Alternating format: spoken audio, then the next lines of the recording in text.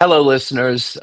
Great to see everybody here. And today, as I said in the intro, I've got a guest, Uday Anumalachetty, who I've known for a number of years, in his past life in the fitness space, more focused on digital content distribution. We're going to talk about a number of things. Uday, thank you for joining us today. Thanks for having me, Brian. Excited to be here. It's good to see you. We were chatting before, and you have a new venture you've been involved in for about a year, Bright Medical Wellness. And I asked you, what was the nexus for that? What happened? Why did you start that? Tell me the story. Yeah, it kind of started out in 2023 when I left the fitness on demand job and I was trying to figure out what I want to do next. Um, you know, I learned a lot through the fitness on demand experience, and I wanted to take that forward. And more importantly, I wanted to provide an impact to the customer overall in terms of what outcomes they can go after. And I was searching for different business ideas that could get me there. And long and behold, somebody right next to me was going through this transformation with GLP-1. My girlfriend, April, was going through this process of essentially going after dose on Monjaro, and she was able to lose a lot of weight through that process and get healthier, more importantly. And I was looking at some of her results, and it kind of blew me away as far as how much impact this wonder drug had. And became very curious, so I started digging into a lot of the details on what the biomechanical functions were for these hormones and what the history was. And it fascinated me about all these researchers on how they actually came up with this idea, and it kind of inspired me to think about designing a venture around this. And I built out a business plan, and there were a lot of other entrepreneurs that were ahead of the game right then in 2024, and I decided to tap in to vendors that were willing to provide services and built out a business model around it. And that's how I got started.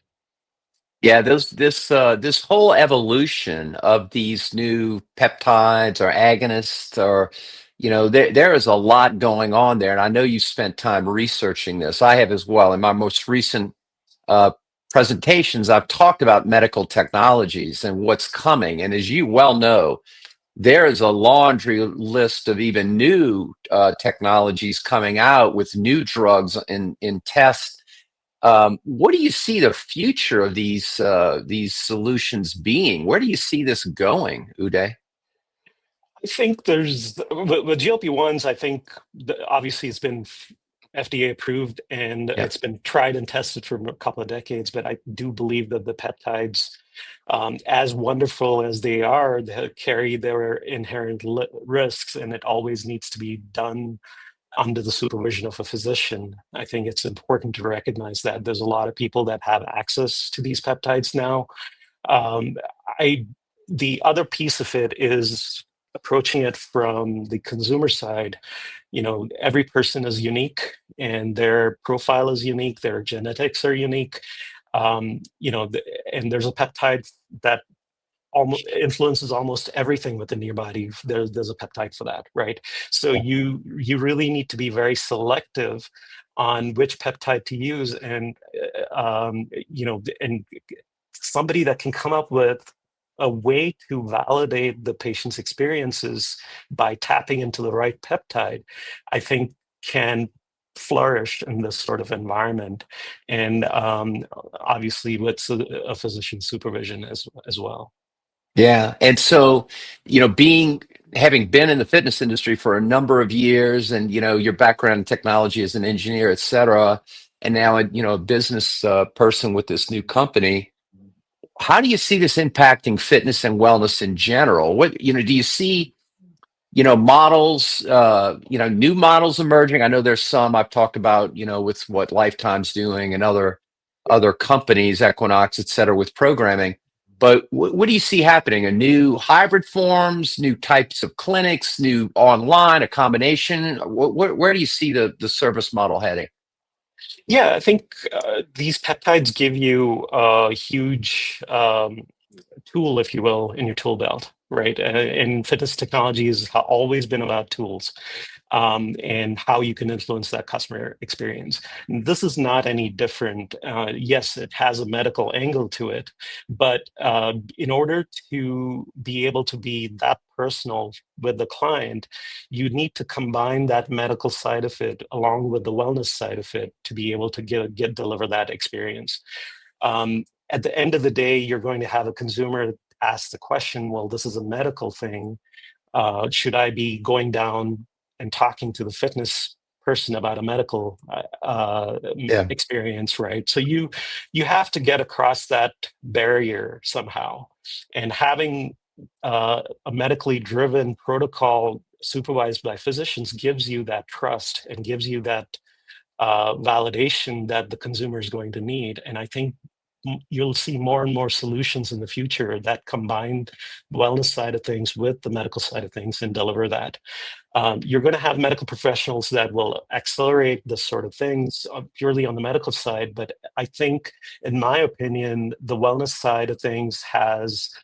and fitness side of things has a lot to offer in this process, because at the end of the day, out of the box, these GLP-1s are going to work 20% of the time for everybody.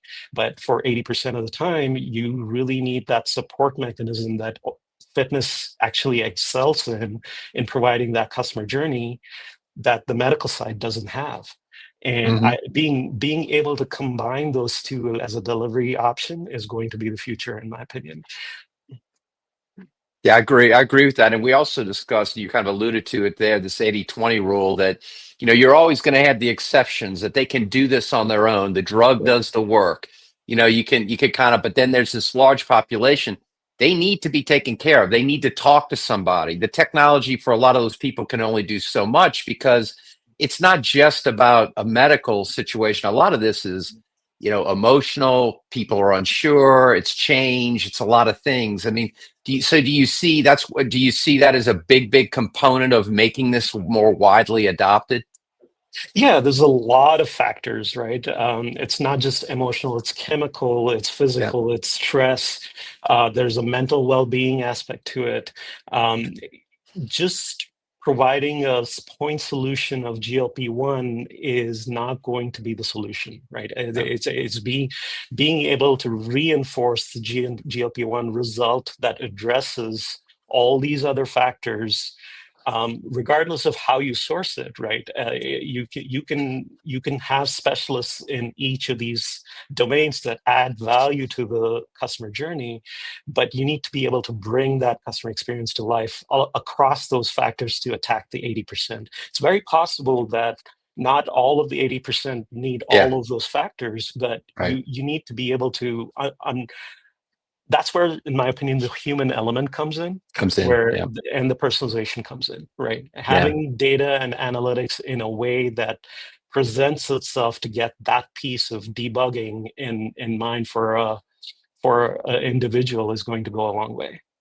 No, I agree with that. And so tying this together, and this is something I know we talked about in the past. I've seen you deal with it on the floor at IRSA or HFA now, and the conventions. We talk about some of the stuff, where technology adoption. You have these new things that come out. When you were dealing with distributing content in facilities, or new things, right? And certain people are early adopters, and then you go through the kind of the hype and the adoption phase. Do you see resistance? I mean, one example is that some people in the fitness space think that taking GLP-1s is kind of cheating. It's kind of looked down on, or, Yep. that's cheating. You can't do that. Or other dynamics that could be at play here. And do you think these are just typical that you go through when something's new and people don't know quite how to deal with it? In the technology adoption realm, when you're thinking of fitness, wellness, or even health, where do you see those friction points? Are they incumbents that don't know how to make that leap, or they choose not to? I mean, what are your thoughts on that? Yeah, great question, Brian. I think so. About 6 months ago, I actually went and presented to a group of fitness trainers, And these were the exact questions that came up in that presentation. While I'd say 60% were awed by the results, the I'd say 40% were there's no other way to do it. You need to go do the hard work to get there, right? And I, Right. I have a lot of respect for that, and Sure. they're correct. They're 100% correct that if you put in the work, you're going to get there. The problem is when, like, for example, I'm dealing with GLP-1 constantly, and that's my daily life. I Right. cannot expect my consumer to feel the same exact way on the GLP-1 side. They just want a tool, and we need to get out of their way after Yeah. we deliver that service.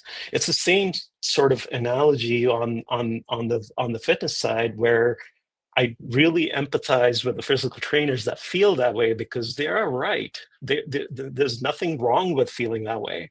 I think it's the question of, again, it goes back to personalization and figuring out what works for this individual, because at the end of the day, we are actually that different. Yes. Right? It's not going to fit everybody. And coming up with a business model around that is going to be very, very difficult at the same time. Yeah. So I get where the resistance comes from. I think at the same time, we really have to go to that Kodak moment, right? We have to figure out how, whether this is a sea change, or is it something that should be resisted. And I think every person is going to make up their mind along the way, as they see more and more validation from the clients, as they see more and more validation from the data. Right. Yeah. Yeah. And if you're a hammer, everything tends to look like a nail. So, you know, I mean, it's, and as we know, you could be a great physical, trainer and fitness trainer. And, I know a lot of them and I love them. But as you know, the path to health isn't just about that. It's Right. more complicated, and people need help in other ways. And you can do, burpees all day long, but that doesn't necessarily mean you're healthy. Right. You Exactly. could do a lot of strength training and have a terrible VO2 max at times. I mean, Right. all kind of things can happen.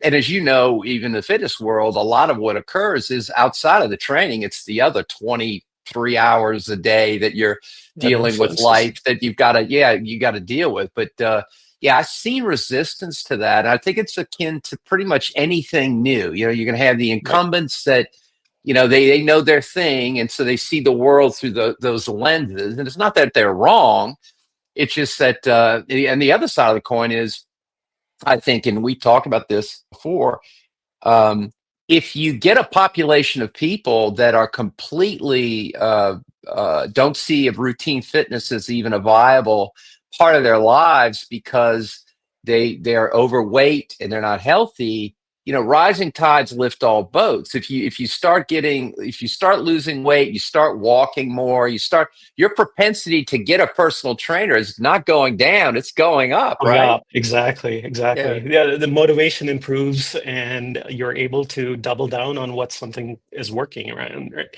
The one other point I'd like to make around this topic is the role of government. Yeah. I think with the whole Make America Healthy Again, all of these things are very, very good things for the fitness and wellness industry, in my opinion. I think the awareness goes a long way. I run into all kinds of people that have no idea about how these things work.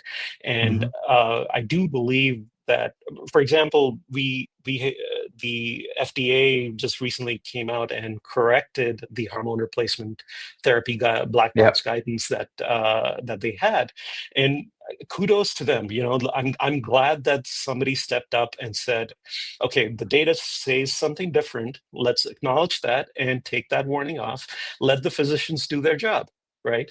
So that's the kind of change that we need on the regulation side as well. It's constant reform based on data.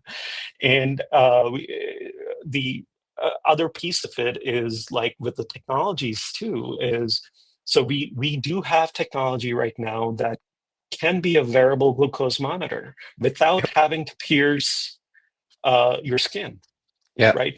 I'm not even talking blood draw. This is just pure RF-based technology that you can essentially get a blood glucose reading. And the FDA Yeah. came out and said, don't believe any of that. In the market, they actually came out and said you're not supposed to even buy those things. Now, they have their reasons, right? Somebody with a diabetes 1 ends up taking on this variable and believing that data and landing in the hospital. Obviously, that's not the outcome that we're looking for. But Yeah. there is a way to leverage these new technologies in the market as long as the intent is the right intent, right? And you can actually curate the experience in a way where you're not actually saying this is you focusing on trends Yeah. actually matters a lot more than the accuracy of the numbers, right? Yes. If I go from, I don't know, 180 pounds to 175 pounds over 3 months, that is more exciting to me versus trying to lose, even if my scale is saying that I'm actually 200 pounds, I went from 200 to 190, Right. right? It's the same thing as from a Yeah. consumer side of it. Yes. Yes. Well, tell that to my cardiologist that I fired, who wouldn't look at any of my Apple data or my EKGs. I'm That's like, right. why wouldn't you want to see that? No, we need to do it in here. Well, it's a medical device, but no one wanted to use it. So, Yeah, yeah, there's all exactly. kind of examples. I think again, examples of the past meeting the future, where people Right. have to start rethinking the context of what these things mean. But it's Right. very hard to understand it if you're the hammer and the nail. You're looking through the lens of the past. That's the way you dealt with it. So, Right. kind of put that stuff off to the side sometimes, I- in unfortunately. all fairness to your cardiologist, they have a legal reason to do it as Yeah, yeah, well. that's right. That's right. Yeah, that's right. That's right. That's exactly right. Well, Uday, it was great to chat with you. You've done a lot of great things. I'm very impressed with what you're working on with Bright Thank Medical you. Wellness, and congratulations for that. I always ask people like you that are making things happen to share some pearls of wisdom with our listeners. And we were talking before the pod about that, and you had a very good couple of pearls. So why don't you share that with the listeners, Uday?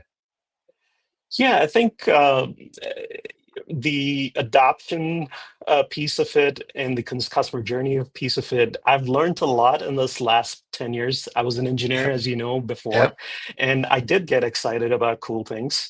And I still do. It's never Yeah. left me. So, Yeah. but at the same time, I feel like I've matured a little bit. Granted, to visionary leaders like you, listening to you all these years, I've basically honed in on the customer journey experience Yeah. and the how to measure adoption as you develop that product and as you develop that service. You constantly have to delight that consumer, and from a financial sense, there's nothing like recurring revenue.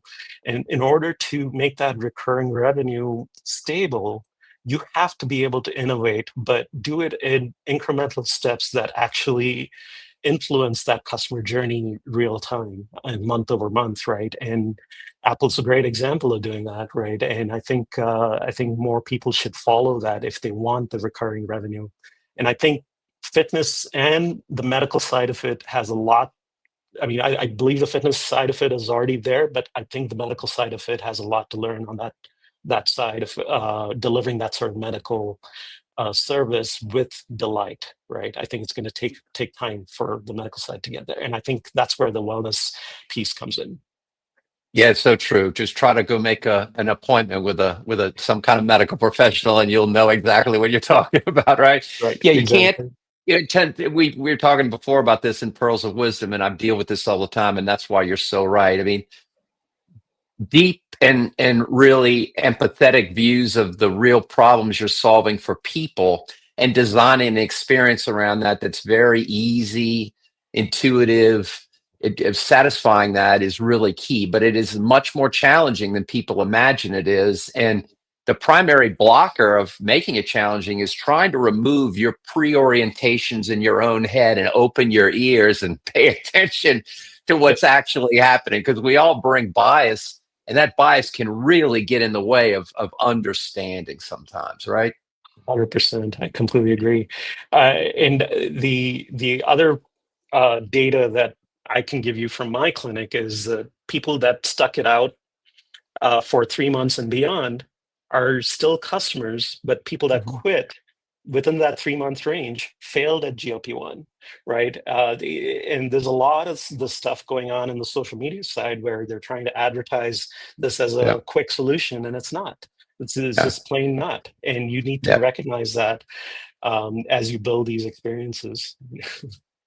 So true. Uday, congratulations again on starting your new venture. I'm Thank you, Bryan. cheering you on, and it's always a delight to spend time with you. Hey, listeners, we'll have all the links to Uday's LinkedIn and his business and everything going on, so you can check it out yourself. Uday, great to see you, my friend. Thank you so much. Thanks for having me, Bryan. It was a privilege.